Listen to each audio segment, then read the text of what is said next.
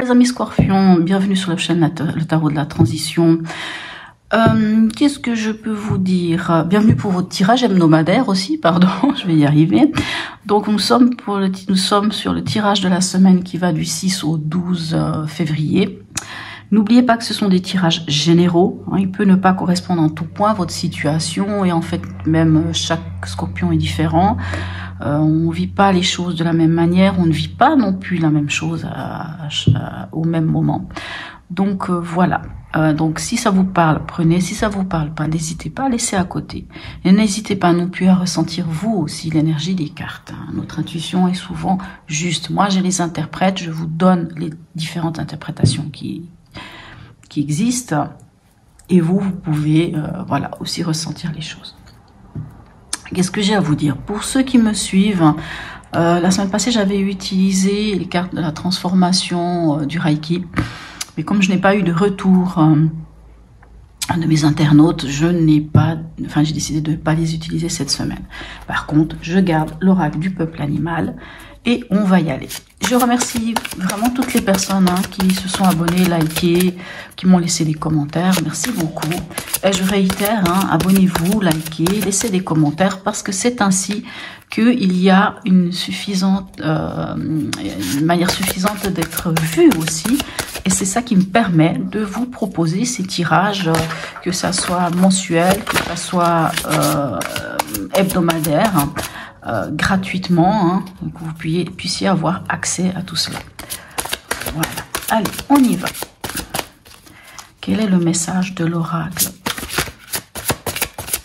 du peuple animal pour vous? Quel est l'animal qui va vous suivre cette semaine et quel est son message? Ce serait cool qu'elle vienne toute seule. Je préférerais. Alors, pour nos amis Scorpions, ascendant Scorpion, signe lunaire en Scorpion. Qu'est-ce qui vient vers vous? Ah, la voilà, enfin. Elle n'avait pas l'air d'avoir envie de venir. Nous avons la baleine. Qu'est-ce que la baleine vient vous dire? Je vais quand même prendre le livre, parce que malheureusement, je n'ai pas tout en tête, et c'est souvent assez complexe. Elle nous parle de votre posture, la baleine. La baleine, qu'est-ce qu'elle nous dit? Je vous lis quand même toujours la petite phrase, parce que j'aime beaucoup ces petites phrases. C'est dans l'immensité du silence que tu retrouveras le sens de la parole. Ah, j'aime beaucoup je vous dis ces phrases, je les adore. Voilà. Alors, si la baleine, elle vient vous voir dans ce tirage, c'est pour honorer le maître en vous, pour rendre hommage à la partie de vous la plus archaïque. La baleine vous invite instantanément à revenir au sens de votre existence, à dépasser l'ego, la personnalité et toutes les petites stratégies comportementales du quotidien pour revenir à votre source et à votre essence même. La baleine vous invite à ralentir, à vous isoler, à retrouver une forme d'autonomie, d'indépendance. Elle vous invite à revenir au silence, à la méditation, au recueillement. Ok. Magnifique. Voilà. Donc, elle vous invite vraiment à vous reconnecter à votre être, vraiment à votre être le plus profond, pour ne pas dire votre âme. On est tous des âmes réincarnées. Et c'est peut-être le moment de se reconnecter à cette âme-là, à cette essence, à votre essence, j'allais dire essence divine, mais voilà, à votre plus profond, voire même à vos ancêtres, si on peut dire ça. Allez, on y va, on va aller voir comment ça se module pour vous cette semaine, les amis Scorpions, ascendant Scorpion, signe lunaire en Scorpion. N'hésitez pas des fois à aller regarder votre ascendant ou votre signe lunaire d'ailleurs. Quelquefois on est plus proche de notre ascendant. Et puis pour tout ce qui va être émotionnel, je le dirais plutôt pour le tirage émotionnel, ça peut être plutôt le signe lunaire. Allez. Quel événement pour vous? Magnifique, on a la force. La force nous parle de cette maîtrise, de cette harmonie, nous parle aussi d'avoir la force de, bien entendu. Je dis toujours que c'est la carte de l'homéostasie, c'est la carte où on trouve l'équilibre entre l'émotionnel et l'impulsif, hein, entre justement notre cœur et l'ego, entre nos émotions et l'ego. Hein. Puis vous vous souvenez ici, on nous parle de l'ego avec la baleine. Votre état d'esprit. Nous avons les amoureux. Et quelle est la carte conseil? Nous avons le fou. D'accord. Alors, votre état d'esprit, ici avec les amoureux, il ne faut pas... Alors, toujours mal nommer cette carte. Hein. On est plutôt sur l'idée de faire un choix, hein, le choix du cœur. On est surtout plutôt sur l'idée d'un choix, le choix du cœur. Le fou nous parle de se libérer de quelque chose, d'y aller, d'oser se lancer dans un renouveau. Ça peut aussi faire, comme je viens de vous dire, de vous libérer. Hein. C'est pour ça qu'il y a la force et qu'on a aussi ces amours. On va aller voir ici avec le tarot du monde onirique, hein, en 3 cartes aussi, pour avoir quelques informations complémentaires pour cette semaine, pour vous, mes amis Scorpions. Cette semaine, oh, alors oui, bien sûr, voilà, j'ai oublié. De quelle semaine il s'agit? Il s'agit de la semaine du 6 au 12 février. Allez. Alors, ici, avec la force, qu'est-ce qu'on a? On a le 6 de bâton. Le 6 de bâton, c'est la victoire. Hein. C'est on se lance, que ce soit dans un projet, dans quelque chose. Alors, j'aime pas utiliser le terme se lancer dans la bataille, même si c'est souvent la signification de cette carte, c'est se lancer dans la mêlée, se lancer dans la bataille et en sortir victorieux. Hein. N'oublions pas que justement il y avait le 5 de bâton où il y a un peu des rivalités et finalement avec le 6, on en sort victorieux. On en sort victorieux, pourquoi cette semaine? Parce que vous avez la force avec vous. Cette force qui vous dit, vous trouvez cet équilibre entre le trop faire ou ne pas assez et entre l'émotionnel et l'impulsif. Et ici avec les amoureux, qu'est-ce qu'on a? On a le 7 de Pentacle. Le 7 de Pentacle nous parle de faire preuve encore de patience. On n'arrive pas encore à récolter les fruits de ce qu'on a semé. Il faut encore nourrir le sol. Il faut encore arroser cette plante ou cet arbre. Il faut encore s'en occuper. Il faut faire preuve de cette patience. Hein. C'est pas le moment concrètement de récupérer. Donc vous êtes dans cette capacité de patienter. Alors les amoureux ici, comme je vous dis, ça parle de faire un choix, le choix du cœur, et que sans doute, lorsque vous aurez fait ce choix du cœur, ça vous amènera dans cet état d'être capable d'attendre encore un peu. Allez, ici avec le fou, on a le 4 de coupe. D'accord. Alors, le 4 de coupe, c'est un peu un état où on est coupé de nos émotions. C'est un peu une forme de lassitude, hein, ce 4 de coupe. Hein, on voit hein, la sirène ou je ne sais quel être féerique c'est, et là, dans son monde, voilà, vous voyez, hein, il y a un petit côté, comment dire, j'avais un mot dans la tête, mais c'est pas celui-là qu'il faut utiliser. Avec le 4 de coupe, hein, c'est un peu aussi un retour sur soi. Hein. On se retourne sur soi, on cherche cette stabilité émotionnelle. Mais c'est vrai qu'il y a un côté repos, mais un repos, oui, c'est un repos émotionnel. On laisse un peu les émotions de côté, hein, puisque les émotions, peut-être, quelquefois, nous amènent à pas être très bien. Alors, c'est peut-être par rapport à ce choix que vous devez faire, ce choix du cœur. Et ici, le fou, il vous dit de vous libérer de ce choix. Je pense vraiment que vous devez vous libérer de ce choix.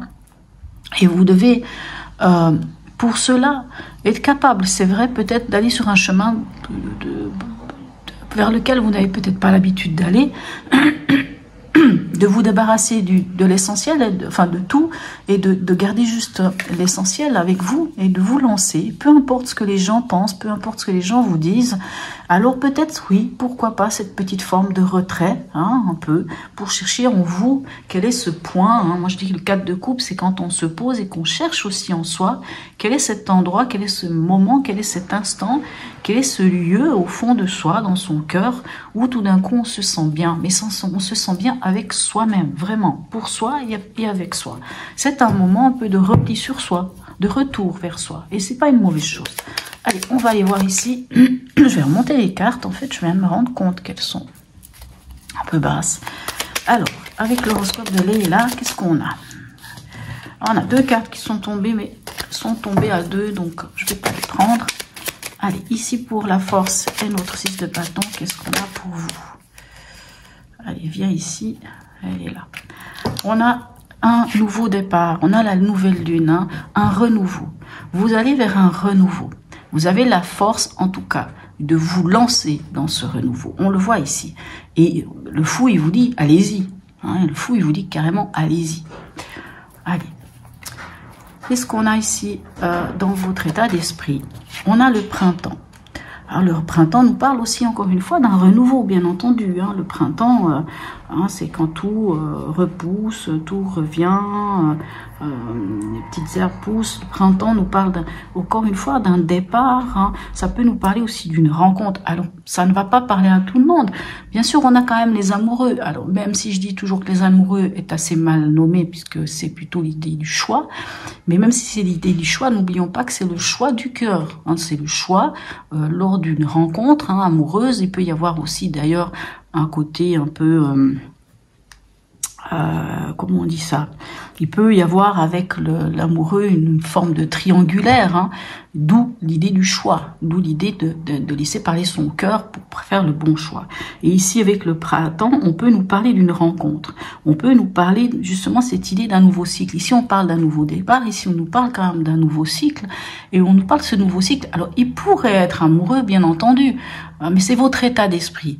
Mais dans votre état d'esprit, je pense que vous êtes, alors je n'ai pas envie de dire que vous êtes confronté, mais vous êtes face quand même à quelque chose où il vous faut quand même, et je pense que c'est pour ça qu'on a le 4 de coupe ici en conseil, où il vous faut quand même prendre ce temps pour vous, en votre cœur, en votre fort intérieur, pour pouvoir prendre le bon chemin, la bonne décision, et celle qui vraiment parle à votre cœur. Et ici, qu'est-ce qu'on a? On a la maison 3. La maison 3, c'est les autres, c'est les gens autour de vous. C'est pas vous et les autres, hein, mais la maison 3, c'est, vous savez, les personnes qui sont autour de vous, vos voisins, vos proches. Ça peut être la famille, mais pas la famille qui vit sous votre toit. La famille, les frères, les sœurs, hein, qui sont un peu plus loin. Votre environnement, je sais pas, vos collègues de travail. Enfin, les gens dans le cercle dans lequel vous pouvez évoluer. Hein, c'est un peu ça, si vous voulez, cette maison 3. Et cette maison 3 vient vous dire quoi? Alors cette maison 3 vous parle de vous adapter, hein, nous parle de vous adapter, vous parle aussi d'échanges, hein, il vous faut faire des échanges, il va falloir vous adapter, c'est peut-être pour ça qu'on a ce 4 de coupe encore une fois, hein, il faut peut-être ce temps de pause pour trouver en vous cet équilibre-là, hein, cet équilibre émotionnel, pour pouvoir enfin vous lancer là où vous devez aller. Et qu'est-ce que vient faire cette maison 3? Cette maison 3 nous parle aussi de déplacement, c'est-à-dire on se déplace pour aller à la rencontre des personnes, on se déplace pour aller à la rencontre de ce qu'on a envie, ce qui est important pour nous. Hein. Donc ici, avec le fou, on est sur une carte de déplacement, bien entendu. Donc c'est totalement cohérent. Allez, on va aller voir ici avec l'oracle d'Hildegarde. Quel est le message de l'oracle d'Hildegarde pour vous, mes amis Scorpion? N'oubliez pas, vous avez la baleine, hein, c'est vraiment cette... allez vraiment... Oui, c'est une forme de lâcher prise. Allez au fond de vous. Ralentissez s'il faut ralentir. Hein. Ralentissez. Ici, on a le 4 de coupe. Il nous dit de ralentir. Ralentissez. Allez voir au fond de vous ce qui se passe. Mais vraiment dans ce sens de se connecter à une énergie qui est presque ancestrale. Hein, qui est vraiment une énergie profonde, intense et qui a des bases très très solides. Allez, un message de l'oracle d'Hildegarde pour nos amis scorpions, ascendant scorpion, similaire en scorpion. Là voilà, enfin. Et nous avons la carte 16, qui est la carte de la tour ou de la maison Dieu, hein, qui peut nous parler un peu d'être un peu déstabilisé, ou en tout cas de déconstruire pour reconstruire et aller vers quelque chose de nouveau. Quel est son message? Telle la graine dispersée par le vent, j'accueille toute perturbation comme possibilité d'un nouveau cycle de vie. J'ai pas peur pour vous les scorpions, puisque la carte qui vous représente, hein, dans le tarot n'est autre que l'arcane sans nom, hein, l'arcane de la mort, c'est-à-dire l'arcane de être capable de laisser mourir une situation et de revenir, de revivre, hein, tel le phénix de ses cendres. C'est vraiment votre énergie à vous, les scorpions, et c'est ça, j'ai pas peur pour vous, peu importe ce qui se passe, vous savez vous relever, vous savez à chaque fois grandir, hein, d'une situation et vous transformer. Allez, un dernier message ici du voyageur sacré pour vous, mes amis scorpions, ascendant scorpion, similaire en scorpion. Un message, on n'en veut pas trois, on en veut un. Allez, un message. J'aimerais mieux qu'elle vienne toute seule. Elle vienne tout seul, ce message. Allez.